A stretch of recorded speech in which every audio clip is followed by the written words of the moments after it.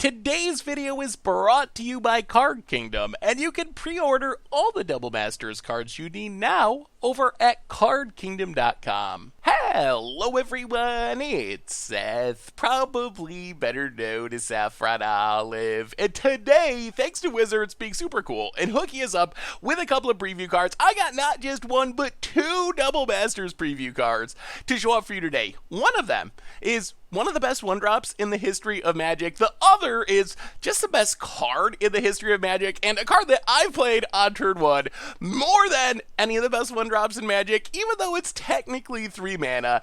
That's right, coming in Double Masters, being reprinted not just in the normal packs, but also as box toppers, are Goblin Guide and Blood Moon. So obviously, Double Masters is a reprint set, so there's not a ton of sense in trying to make new brews with these cards. You know what they do. Goblin Guide is widely considered to be one of, if not the best red one-drop in the entire history of Magic, and it shows up in burn decks and zoo decks, red aggro decks, across formats, in Modern, in Legacy. On the other hand, Blood Moon, oh man, is one of my all-time personal favorite cards, right up there with Panharmonicon. They compete with each other for my #1 slot, and it is not only a card that is good at protecting you, slowing down the game against unfair decks like Tron, other decks with greedy mana bases, but it's also just a free win card where you can slam this maybe on turn one with the help of Simian Spirit Guide and some rituals and kind of just jank your opponent out of the game by not letting them play Magic at all, which is one of the best things you can do, at least in my opinion, in the entire game of Magic.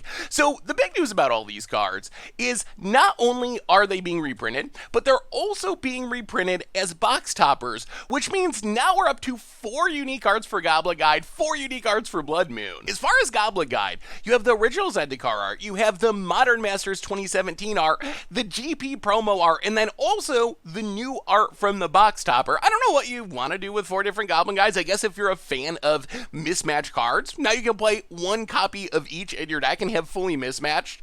On the other hand, with Blood Moon, this is even more important because I'm a firm believer if you're going to play a deck like Freewind Red or Mono Red Prison, the correct way to play that deck is to make sure that all of your Blood Moons mismatch for maximum tilt factor. I mean, if you're going to play a troll-ish deck based on just janking people out of the game with Blood Moon on turn 1, you gotta go all the way. So now we have the Dark version. We have what I would consider the core set version of Blood Moons, which also happens to be the pack version from Double Masters. We have the Amonkhet Invocation version of Blood Moon, and now the new box topper version. So for the first time ever, I can actually play 4 completely different arts on my Blood Moon, which I think with Freewind Red and Mono Red Prisons, it's actually like a gameplay advantage because you want to tilt your opponent as much as possible, and the best way to do that is not only get your opponent with Blood Moon on turn 1, but get them with mismatched Blood Moons. So I have to say, I really struggled with how to make this spoiler video because normally when I do a spoiler card, I like to talk about new brews, new synergies, new decks, but that's not really possible when you're dealing with reprints, especially super well-known, constructed staple reprints that everyone knows what they do, everyone knows how they work. There's not anything new I can tell you about Goblin Guide. You play it on turn 1 with attack with it.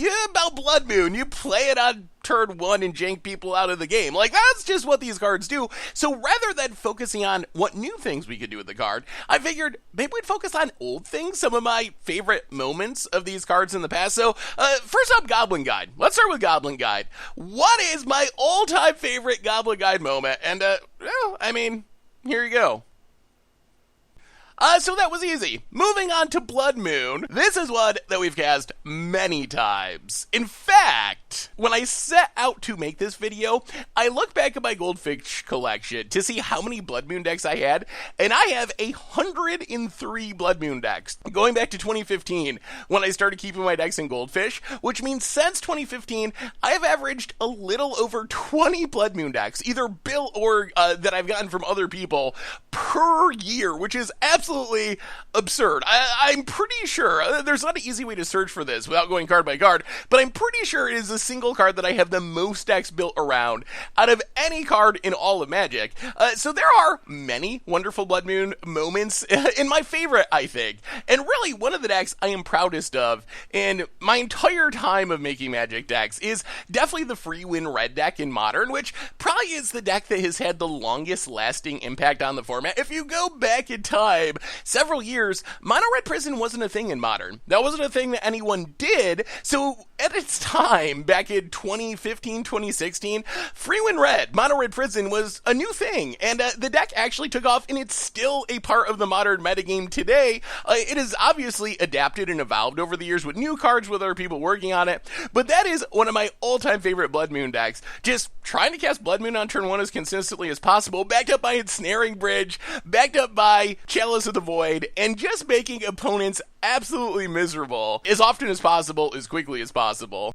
This said, as we learned on stream not too long later, ironically, our other spoiler card today is kind of the kryptonite of our Blood Moon free win rid style decks. The last thing you want to see, if your goal is to empty your hand to play a Blood Moon on turn 1, is your opponent just going turn 1 Goblin Guide and attacking. That is the absolute worst outcome that can happen if you're playing free wood red, because you're just not fast enough to keep up. Blood Moon doesn't do that much against bird decks. So ironically, our other spoiler card is kind of like the hard counter to our favorite spoiler card in Blood Moon. The other plays that we definitely played a ton of Blood Moons was especially in the early days of Against the Odds. So Against the Odds decks, especially Modern Against the Odds decks, they tend to be built around these slow, janky win conditions that take a lot of mana, they take a lot of time to get set up, and Modern is a fast format. So one of the cheat codes for winning with really janky Against the Odds decks is slowing the game down somehow. In Blood Moon, if you're in a red, playing a red deck of some kind is one of the best ways to slow the game down. You just play Blood Moon, and that by itself, in a lot of matchups,